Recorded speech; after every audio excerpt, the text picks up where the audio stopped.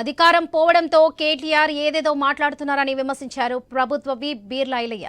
నల్గొండ పర్యటనలో సీఎం రేవంత్ రెడ్డిపై కేటీఆర్ చేసిన వ్యాఖ్యలను ఐలయ్య తప్పుపట్టారు. నోటిని అదుపులో పెట్టుకోవాలని సూచించారు. ఆయన కేసీఆర్ చేసిన అప్పులు తప్పులను రేవంత్ రెడ్డి సరిదిద్దుతున్నారని, స్కీమ్ల పేరుతో స్కామ్లు చేసిన చరిత్ర బీఆర్ఎస్ దని విమర్శించారు ఐలయ్య.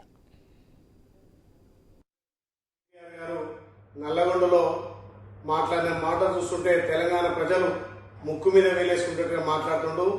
అధికారం కోల్పోయిన మదంతో కేటీఆర్ గారు మాట్లాడుతున్న మాటలు పిచ్చెక్కి మాట్లాడుతున్నాడు.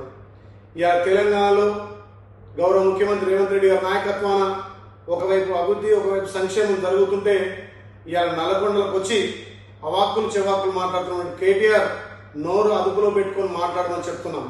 ఇవాళ గౌరవ ముఖ్యమంత్రి రేవంత్ రెడ్డి నాయకత్వాన మా నల్లగొండ మంత్రులు ఉత్తమ్ కుమార్ రెడ్డి గారు, కోమటిరెడ్డి వెంకరెడ్డి గారు అహర్నిశలు తెలంగాణలో ఉన్నటువంటి పలు అభివృద్ధి కార్యక్రమాల మీద ముందుకు పోతుంటే చూసి ఓర్వలేక మా నల్లగొండ మంత్రుల గురించి, మా నల్లగొండ ఎమ్మెల్యేల గురించి నోరు జారి మాట్లాడుతున్నాం.